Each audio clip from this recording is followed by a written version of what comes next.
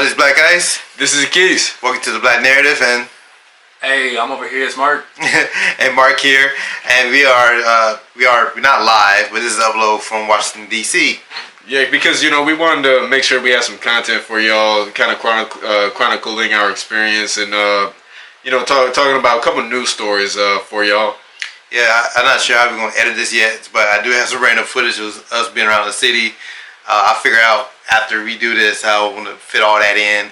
Yeah. But I mean, how was your experience? Because I know you took the train up, not flew. Man, for most of the ride from like Atlanta to, I'll say, North Carolina, I was asleep. You know what I mean? Or I was semi-conscious. But from North Carolina to Virginia, it was beautiful. Absolutely stunning. I have amazing pictures and everything.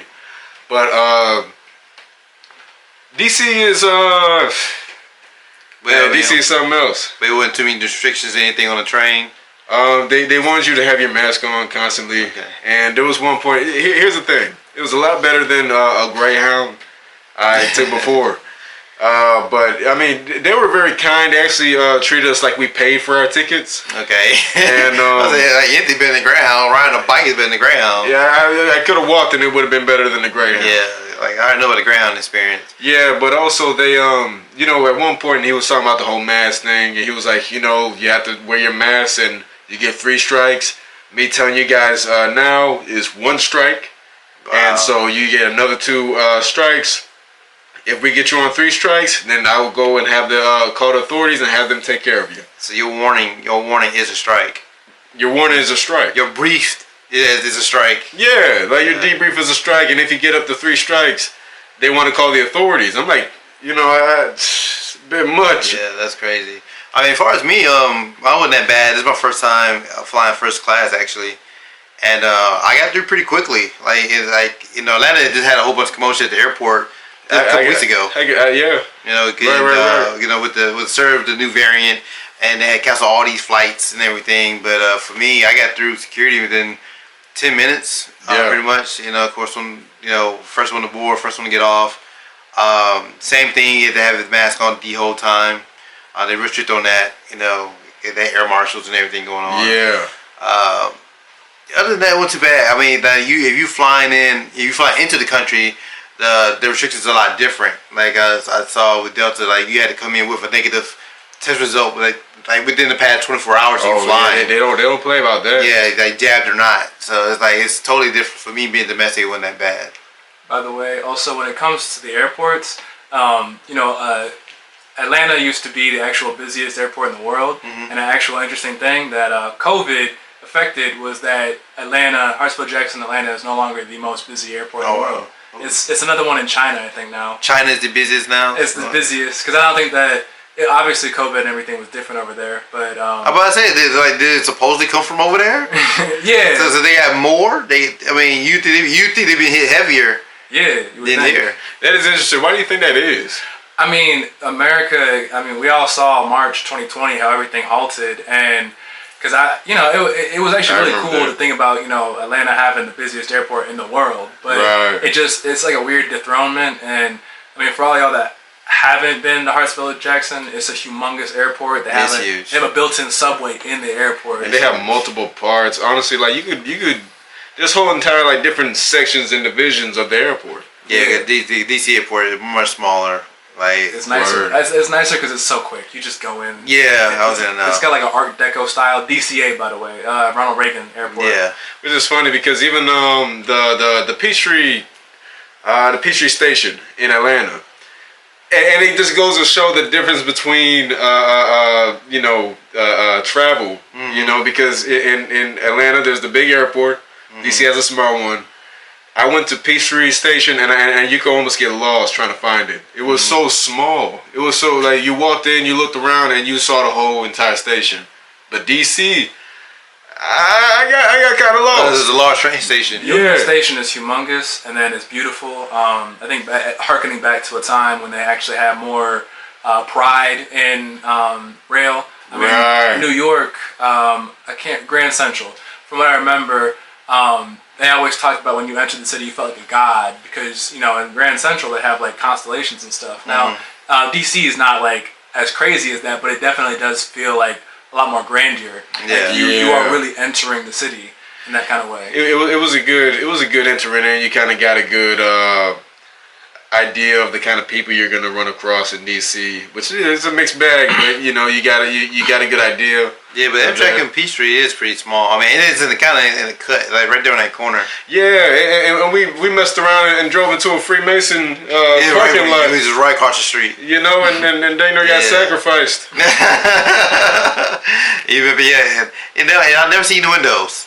Like in the ones in the affluent neighborhoods. I'm not surprised. Yeah. You already know how it is. And today we took the rail. Yeah. And now we used to feel the difference between the Atlanta rail compared to DC. DC's more. It's a lot more built up. Just like because me and Mark used to take the Atlanta MARTA a good bit, and it's just a circle. Yeah. It's just a circle, but DC, it is a spaghetti. You got to kind of have an idea of how you're navigating everything, and it's definitely a completely different beast. But it's a lot more convenient because heck, I mean, it's not just DC, it's the DMV. Because you remember we were even able to walk walk to the metro, go from the metro all the way from DC to Arlington to pick you up, meet up with you. And it really connects the DMV together in a nice, concise way. Yeah, I will say that the DC Metro far surpasses now on a global front. Obviously, there's better out there, but I think that it definitely is a much more of an upgrade compared to MARTA. Because if you look at the actual map, MARTA forms kind of a basic T in a sense, literally going from north to south and then east to west within 285, the perimeter. But when you're in DC, like I said earlier, that connectedness that you feel when you have, DC, Maryland, and Virginia all connected. Right. If you were to, take an unfortunate nap and miss your stop, you could go to sleep in Virginia and wake up in Maryland with this metro. Yeah. So what stood out to me was the decor. Yeah. Like I just feel like in Atlanta with MARTA, like every station looked completely different. So even if I didn't see the sign, like just for the way it looks when the train pull up, I know where I'm at. Because to me, in DC, every single station looked completely the same to me. And that does add to it does add to the confusion of it. Because there's no distinction. It's all just... you had to pay... To me, you had to really pay attention to what station you at. Yeah. But like in Atlanta, like I can tell from the way it looks. Oh, okay, this is the station. Without me knowing anything, I don't have to hear the operator. Right. I don't have to read the sign. I know where I'm at. I mean, you can hear the operator on most of the DC trains. Well, as far as that though, this is where I think that there's a reasoning for that. Because when you're talking about cost, it would be cost prohibitive to have every single one be different in its own artistic way. I was counting it, and I remember there's well over 50 or 60, I think almost up to 80 stations in DC. And that versatility and that, location and everything, I would much rather have much more frequent stops and much more quality of location than a nicer looking station. Because at the end of the day, they're all functional and they're all plenty roomy, plenty able to do their job. So I do think that while it is a trade-off, I most definitely would prefer more ease of access, more frequency, and a wider range in that. It's a practicality kind of thing. But Atlanta wants more stations. It wasn't a matter of budget. It's a matter of politics. They went in certain neighborhoods and also Atlanta's so much smaller. Atlanta made some bad decisions 20, 30 years ago, and now they're trying to go for it, and it's a little bit too late. So when it comes to the metro, this is also some really crazy stuff. I mean, Atlanta obviously is the South, so you're talking about a different culture you got to deal with down there. Right. I mean, as far as discussion-wise, talking point, it's up in the air where I would say DC, Northern, Southern. It's definitely not, a Southern gem by any means, but there definitely is differences between DC and say a Philly or a New York City. So it's kind of in between. Yeah, so it's kind of in a class of its own. But back to the original thing though is, while they do have more metro stations and everything like that, it is really important to talk to the local people and really get in touch with the history of the area because, I done heard a lot about how this place has changed. the name of the city, a nickname of it is Chocolate City after all. Boy, it ain't chocolate. It ain't as chocolatey anymore. Yeah, it used to be dark chocolate. Now it's probably a little milk chocolate with some cayenne pepper or something like that. And add a little soy sauce. Oh my god! Just for a little extra flavor. But one interesting piece of local history is that the area that is surprisingly built up but has absolutely no metro access is Georgetown. Mm-hmm. Really? And yeah, it has little shops, little boutique, everything. I've been there. It's nice, but there's a little movie theater I want to go to all the time. It's an AMC. And literally from the last metro stop, it's about a 10 or 15 minute walk, because I think that what people were telling me was that they didn't want a metro. They didn't want to be brought into the ecosystem because they knew Anacostia was getting a metro. So they were like, we don't want that mixing. And they 20, 30 years ago when these mistakes were made, right, they're not paying for it because, they have really good shuttle bus service there. But imagine how much easier it would be and how much more they could grow in that area if they had metro access. Because, and that's the thing, there was, and we saw there was a clear divide between Maryland, D.C., and Virginia. There wasn't much mixing because people are you have to pay to go on the metro. So people are going to pay to go where they need to go. Yeah. They also paying to get out, right? Yeah. Yeah, that's something that's different. No, I think you. Yeah, the way it actually works. It's free to come in and you have to pay to get out. Yeah, because this is one differentiation that I was kind of a little annoyed by. Because let's say the New York subway or even, the MARTA line is that you have your card and let's say you load it up with funds. Yeah. 3 people could travel with one card because you could just tap it once, you walk through. Tap it twice, you walk through. Tap it 3 times, and then I walk through. But with DC, they actually change their prices depending on off-peak or peak hours, and they also do different pricing for how far. Yeah. It could be anything as cheap as $2, but it could be almost, I think, like $4 during peak. Yeah. You gotta be kidding me. So DC just took the bureaucracy and made it a science when it came to the pricing. Yeah. Okay, kind of like a toll booth. Yeah. Pay for the distance, like the Switzerland in Atlanta, the way the expressway is they charge you by distance now. Yeah. And what the demand is, if it's higher traffic, they charge you more for their convenience. What they like robbing you for it now. Yeah. You kind of see it. Yes. Yeah, but besides that, of course, the weather is almost it's a little bit cooler here. I mean, you have a cold front in the East Coast. It's a different kind of cold because you can't just walk around with one layer. You got to layer, and I feel like it hasn't been affecting us as much because we've been layering up. Yeah, that's true too.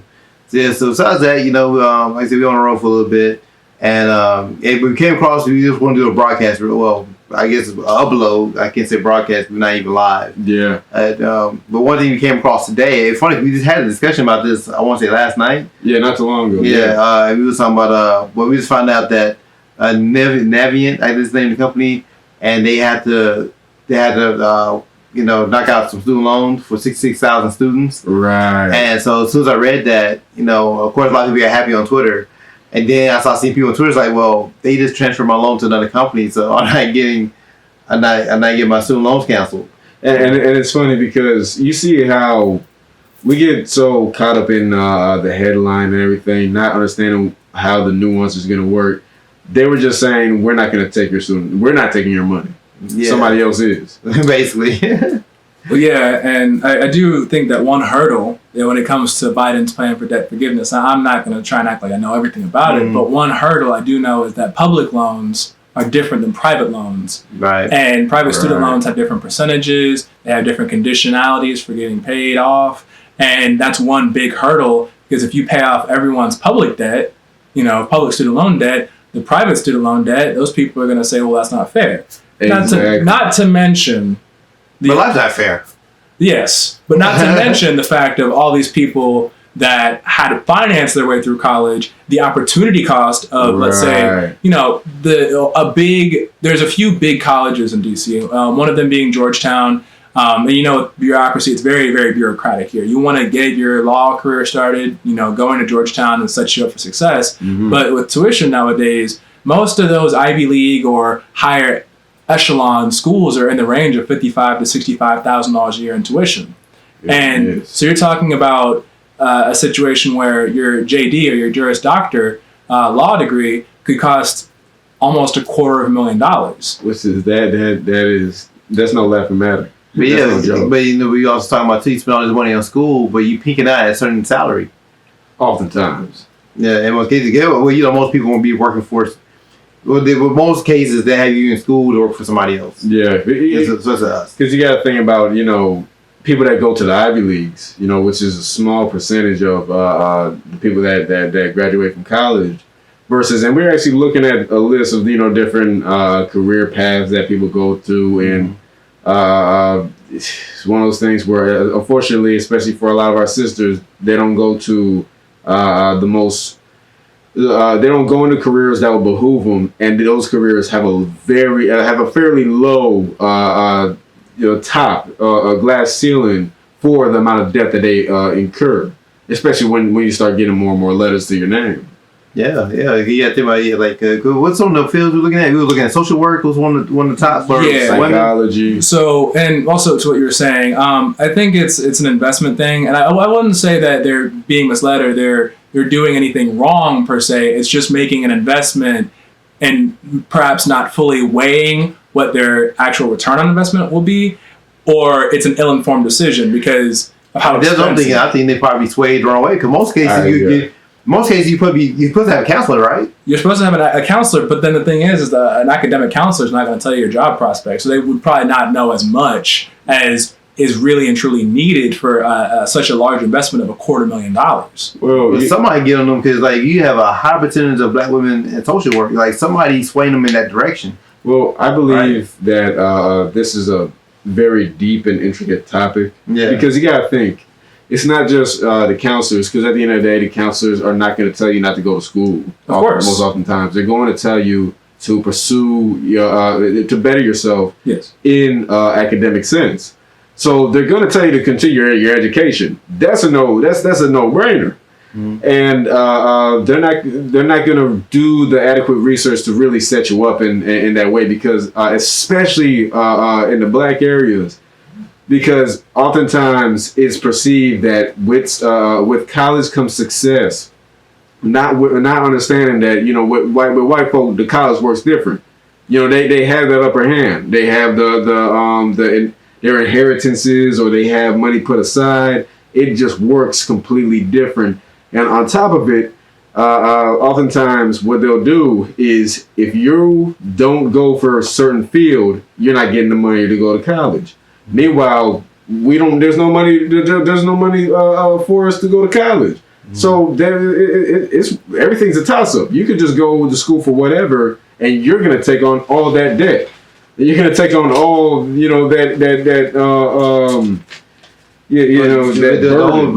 whole system is flawed. Because I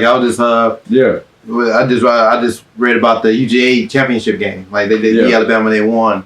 And for the coach to win, for winning the championship for UGA, he got a $700K bonus. He won all these different, and it wasn't just for that one game, but for every championship or each thing that he worked up to. That game was a couple days ago. Yeah, I think I actually saw it. And across my mind was, a lot of people happy because Georgia got a championship, but the first thing came to my mind was how much did the students get for playing?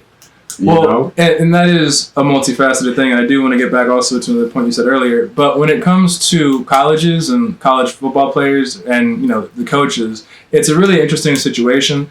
I mean, when you're talking about colleges, it definitely is an opportunity game. So as far as when it comes to the income thing, I can't speak as to the morality thing of whether these players should be paid or not. But there is a definite advantage to playing for, let's say, Vanderbilt. Why not?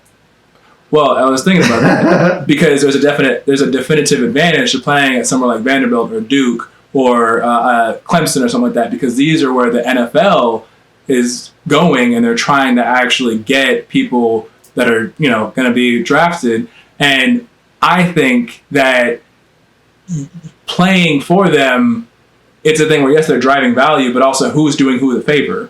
Is the college doing you the favor by letting you on their team? I agree with you, Mark. I feel to your point, you're right. But at the same time, you thought it's 55 players on the roster. Yeah. And that's per school, right? Yeah. And then I want to say the percentage going to the NFL is 2%. Yeah. So but the rest of the players have been playing. They're banging their bodies up. They put in the time working whatever. Yeah. So like you saying like they just taking the gamble. Well, it's taking a gamble, but also remember this too. And I remember I went to a smaller state university in Georgia for a little bit of time, but it was definitely a thing where the intangibles that you're dealing with is obviously free college, free tuition, and those things. And it's how much is that worth? I mean, when you're saying players getting paid, like to me. That's a simple tax write-off for them. That's just a seat in the classroom. So to me, they're not costing them anything compared to the millions of dollars per Saturday, like for stadium sales, ticket sales, alcohol sales, whatever, merchandising. Like they making millions. And like, we give you some free schools in the classroom, but if you get hurt, we're kicking off the team. Because I mean, truly think about it. The amount for 55 scholarships a year. That's not much compared to the amount of money that they rake in. Because look, they're on ESPN. That's a lot of money in itself. They're streaming on all these different platforms. You got to think about it. It's only star players getting pulled in the draft most cases too. Especially the top rounds. Most cases we want like a quarterback and a wide receiver. But a good bit of them are playing and losing. A lot of ability in their body. I have a cousin. Actually, they get banged up very bad from football. Yeah. They're not going to compensate them like that. And another thing too, when it comes to the popularity of football, I mean, for it to be on ESPN, you got to realize a lot of small town America loves college football.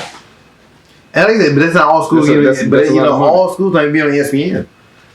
I'm thinking about all players across the board. And that's true. No, I'm saying overall. Yeah. Overall, even disregarding any streaming platforms, a lot of these schools make good money because small town America loves college football. Mm-hmm. That's their thing. Oftentimes when it comes to more urban areas and as far as our folks are concerned, we're more into the NFL. Yeah. But they love their man. I remember the mania. I mean, heck, you remember back in Georgia. Mm-hmm. You knew where you were when you saw Uga. Yeah. When you saw Uga, you already knew which part of town you were at. Yeah. See, I'll be thinking across the board. I'll be thinking about the athletes. And what they get, how they taking advantage of. Even as students, but not taking part in sports at all. Yeah. Like say, you start off your life at 22 years old. If you went to school straight through and no breaks and pass your classes. Yeah. You starting off your life in adulthood and tens of thousands of dollars in debt.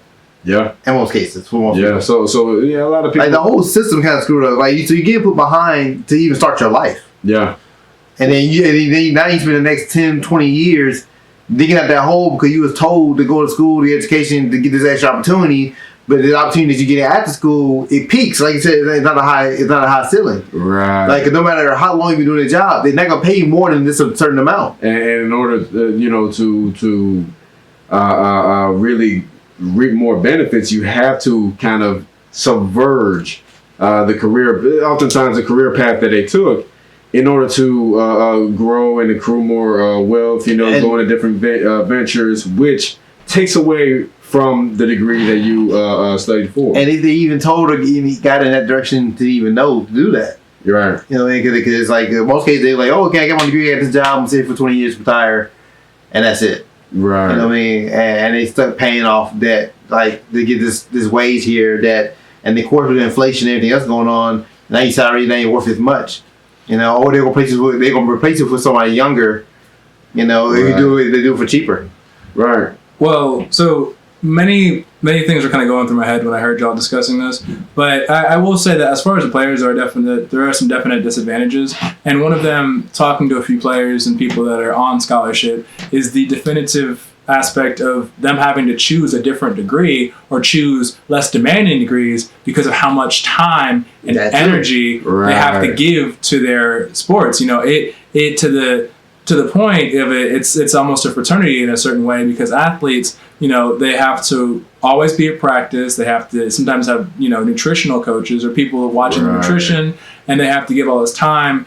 And I remember a few people I've even talked to said, I was trying to go for computer science, but my advisor and my coach said, nah, you probably need to go for communications, a more simple degree. So not only are these people Now, these people that are, taking the gamble of seeing if they can go for the NFL, if you're a middle of the pack player at a middle level school, you're not going anywhere with it, realistically speaking. Right. But you are modifying your degree path to accommodate for this. And now a communications degree, I don't know what the stats are, but I can guarantee you it's going to pay less than a computer science degree. And there's going to be a low ceiling. And that's if they even properly prepare for it. Case in point, we went to Jackson State last year. Man, yeah. Right? Like, Jackson State got a lot of hype right now because you got Deion Sanders out there coaching the team, right? Yeah. He's doing very well. He pulling like 4 or 5 star players come down there and play for him, right? Yeah. I don't know the degrees, the program they're in, but let's say they still push them to go to communications. We saw their facilities.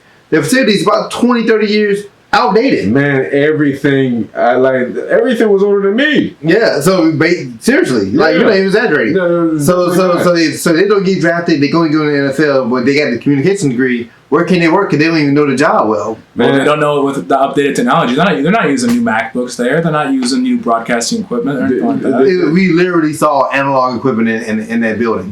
Not like analog, so that's pretty cool. Yeah. I mean, it's cool. But they'll make you job ready. Exactly, because it wasn't a practical thing. They didn't have analog for the sake of being, novel. Vintage or hipster. None of that at all.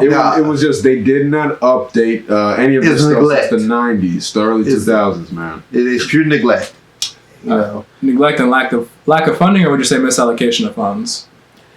Probably both. I'll probably say both.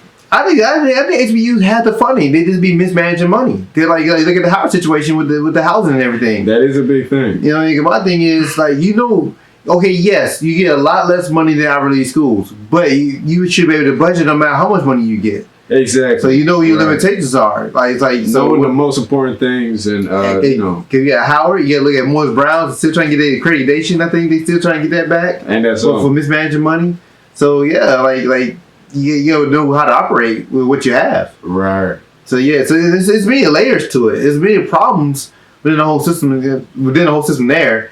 And not to discourage anybody from not going to college or whatever, just putting out there the flaws to be aware of. And be ready. Because at the end of the day, we have to, just carry the message. And there's an evil game out here. Like this whole article saying, oh yeah, this company has to cancel $66,000 students, private student loans.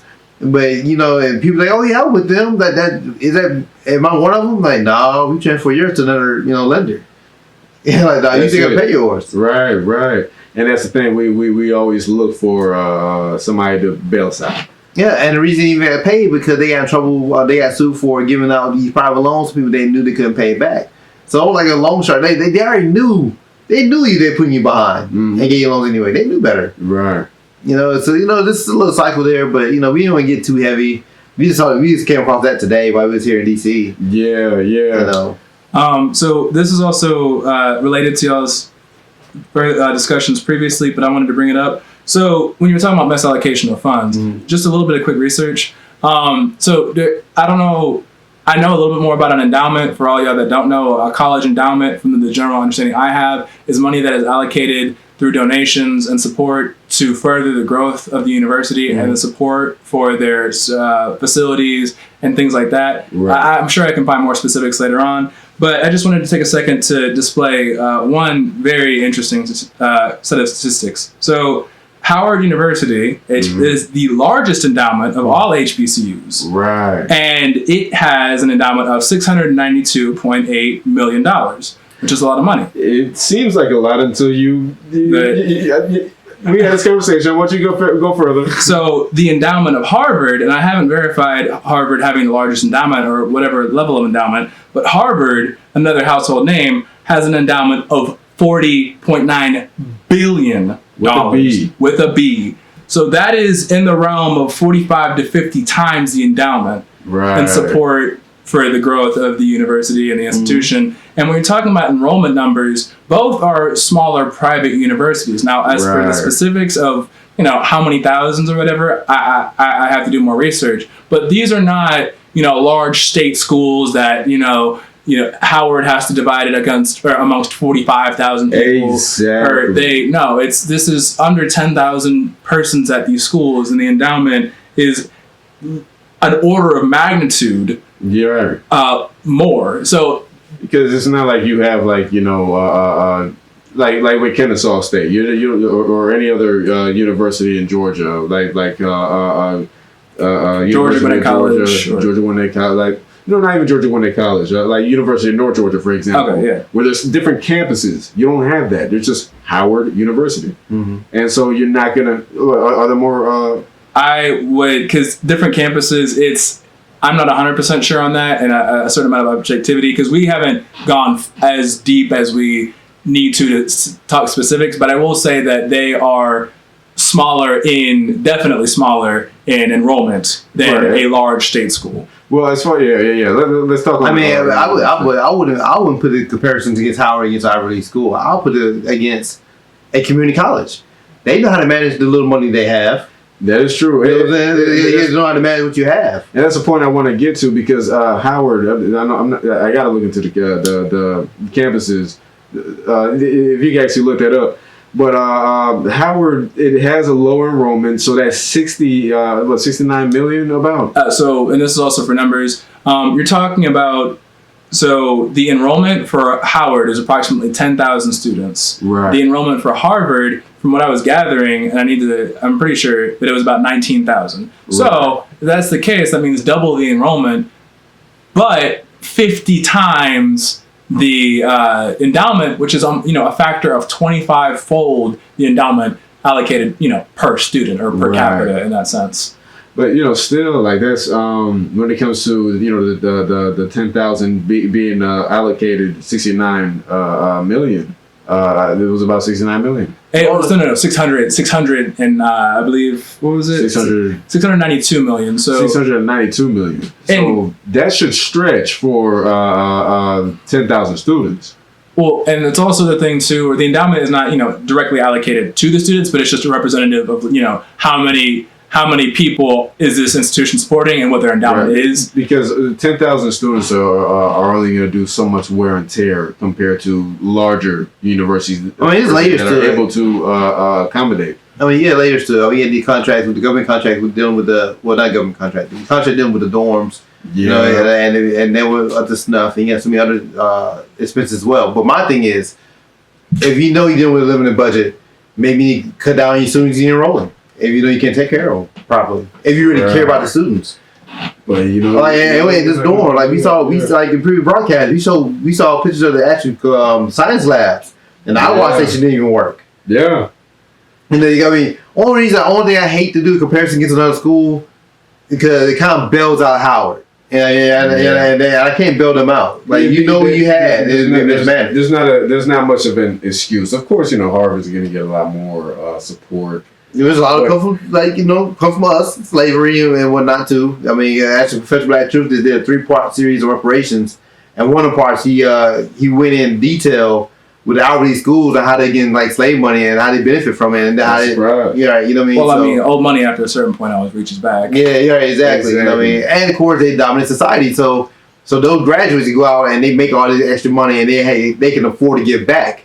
Now, I can't say how the graduates at HBCUs are. How were they doing to be able to get back this a percentage as well? Because here's how many school you may be graduating and you creating for a Fortune 500 company. Right. HBCU, you may be graduating and you working for that company. Yeah. You got more money to give back, into the school. Right. You know what I'm saying? Right. So it's different layers to it. But I hate to make that comparison because it's almost kind of like bailing them out. But my thing is, you work within your budget. So if for some reason you can't handle the 10,000 you have at Howard, maybe you should cut that thing down to 5. And you gotta think, man, how if for Howard to be Howard, they have a lot of resources. They got all their different Kappas and Alphas and all these different fraternities. People go to become lawyers and what have you, politicians. So you should have a lot of connections. You should have a lot of people that are able to allocate, lend help, in theory. Yeah, I was about to say, but how much the connections are worth, because Howard is like bootlegging university. Exactly. You white supremacy toys. You know what I mean? So how much are the connections worth? But isn't that insane? Look at the current administration. Right. Kamala Harris getting drugged through. Right. I think Simone Sanders. Well, I don't want to say too many names, but a handful of people in the administration went through HBCU. Exactly. And it's not going well for them. Mm-hmm. Roland Martin. You know what I mean? Clear example. Yeah, there's so many of them. And with all them Greek letters, it's not helping you elevate the school, even though the school should have these connections, but it goes to show that everybody's down there. By the way, also verifying, so Harvard does have the largest endowment in the world. And I guess it's also a thing where this brings up a general discussion point too. Now, an endowment, what I was also reading is that they are managed by like a CEO and everything. I don't know if the exact title is CEO, but there is a person that is heading this fund and making sure it grows and is taken care of. Right. But it's a thing where also you have to remember, I do cast a little bit of the blame on the support of the alumni. Alumni support. Definitely. At Harvard, you're talking about the alumni of Harvard, I'm sure probably just spans CEOs, presidents, right? Vice presidents, senators, all these. Think about how much of the Fortune 500 CEOs. You know what? I'm playing advocate here. I feel like it go both ways because how well is that school preparing them to be that successful coming out? That's true. Not just talking about Howard in general, just HBCUs in general. Because like I said, the Jackson State program, communication program, is 20 years off at least. Right. So how well can they succeed? So you graduating them with knowing they're not prepared for the current workspace. So how successful can they be to give back? And that's another. Not sure what you're saying. This as looking at that from the perspective of it, And another perspective too is you got to think about how, unfortunately, as a black community, bootlicking university is going to get us just desserts. Yeah. As far as we're not going to get, there's a bootlicking culture. So they're and they taught to be the tools of white supremacy and not love themselves first. Exactly. So encrusted in the mindset, oftentimes with these various students, is this kind of backstabbing culture of we're gonna take up for ourselves and somewhat the people in our fraternities, and that's as far as that goes. So it kind of shows it's how different layers. It's like it will be a gray area. Yeah, and I feel like we all correct. We just throw different viewpoints. Mm-hmm. So it's like it's not a. I just want to show that it is different layers. It is different layers to it. It's just an easy problem, a simple problem, simple solution type of deal. And the big thing really in this conversation is we're looking for simple solutions. Like as a people, we're looking for simple solutions. We're looking for bailouts, and that's why it's good. Me, BlackIce, Mark, sitting here having these conversations, trying to get a little closer to the common truth, so that we could speak to our people and change the mindset. But going to the article, that's a hell of a finesse though. Like you got the council that's 60,000 students. But not y'all, you know what I mean? Right. I wish I had more time, but I'm curious to know how many students are in debt with this company. Yeah. You know what I mean? Because to me, 66,000 sounds like a low number to me. So I want to know how many owe them are in student loan debt with them, and why such a small number had to be canceled. And exactly, and think about like the amount of money they rake in from student loan debt versus the few that were excused. Yeah. Well, and not to kind of drag the conversation, but I did look into this as well. Just one thing that we need to talk about is affirmative action, and I think that what it has done, in terms of the disinvestment in the HBCUs, because there was a point in time, obviously, where people all they could go was to an HBCU. And affirmative action has, some of the biggest, best, and brightest black minds now more so striving to go to the Harvards, the Princetons, and everything like that. Going out of the way. And I think that what you also pointed out too is that in HBCU, like Harvard, you're not even comparing it to the Ivies, even though at one point in time, it was literally the only place where black Ivy League material could go. Exactly. That it was the highest echelon they could go to. So right. And I mean the Ivy Leagues, it's 8 schools for those that don't know, and it's specifically more of like a New England kind of thing. And there's been comparisons, like Stanford, from what I gather, has been compared to a West Coast Ivy, if that were a thing. So I definitely, it's to represent an echelon or a tier. That's kind of been stripped from us. Yeah, I mean, and you see it, of course, in an academic sense. You see it in a sports like sense because our basketball teams, our football teams, we used to have all the best talent. Now all those talented people are being put in these Ivy League schools, being put in. I mean, not even just Ivy League schools, various white State majority schools. Yeah. Overall, and so like and that's an issue because we get so caught up in being included in dominant society. We got to, but they own HBCUs too. So it's like, yeah, that is true. And they have been on them from the beginning. So it's it show you how much a gray area it is. Yeah, it really goes deep. But one thing I can say is you're not going to just get bailed out. Yeah. So also just a refresher. So the total student loan debt, this is 2018 numbers, it's a little out of date, but reporting by the Federal Reserve is that the current student loan debt is $1.47 trillion. mm-hmm. All right, that's with a T. And there are as many as 44.7 million Americans that have student loan debt. So think about that, 44.7 million. So this is running up to 5 mil. So out of 5 million, and like the numbers are a little off. Okay, so 45 million, yeah. Yeah, so only 66,000 students. But they push down the headline to all the major outlets as if something really big is happening. That's just a drop in a bucket. Yeah. That really is a drop in the bucket. Well, I mean, even when you look at that number of around 45 million. 45 million. Keep in mind also the United States population is hovering around 350 million. Right. So that's a pretty. I mean, and only 66,000 getting they student loans canceled. So let's make this comparison with the 45 million holding over $1 trillion in debt. That is a lot of money that's getting milked out of these people. Most definitely. That's a cash cow.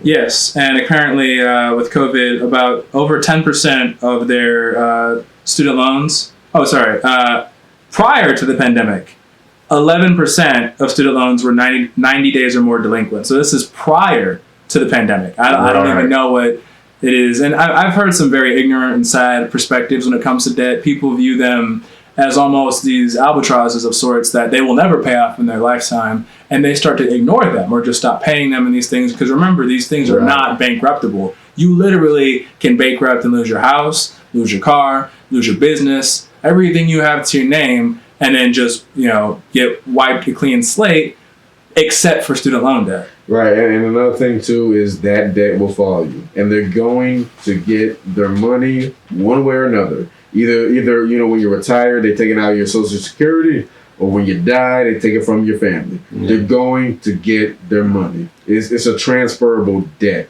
and so we've gotten in a position where we pass down debt to our legacy. Well, it wasn't the original infraction that the company was facing because they were giving predatory loans. Mm-hmm. They were. I wouldn't say it was full-on loan sharking like the mob or anything like that, but it was definitely knocking on that door where you're giving people much more debt than they probably would need to complete their education. And I'm pretty sure you got to be higher than 66,000 students on top of that. That's pretty low. And I think that more so it's just a canary in a coal mine of just showing a very, very, very large problem. And this is kind of maybe the first instance recently that we've seen of showing a portion of the problem, because this is going on, but this is the first time where someone in this position maybe got their hand caught in the cookie jar, so to speak. Exactly. Right. And it's made big enough news to kind of cause those ripples. And people were crowding around this story, believing that it was some sort of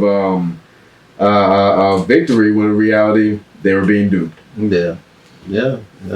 That's all we really have for y'all. I mean, we get too heavy, too deep. We still on the road doing our thing. We still taking our little break. So we will be back on our regular schedule soon. I'll have a date. Yeah, like maybe late February. Yeah. We'll make it happen.